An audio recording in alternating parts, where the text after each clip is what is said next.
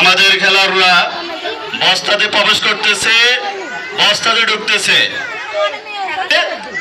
এখন ছাত্র আজকের বস্তার ভিতরে থাকবে এই ছাত্ররা, আজকের বস্তার ভিতরে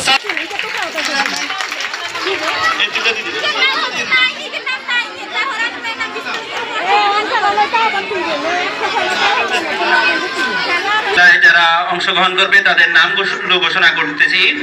ষষ্ঠ শ্রেণী তাহমিনা আক্তার। এই মুহূর্তে অনুষ্ঠিত হচ্ছে বস্তা দৌড় খেলা।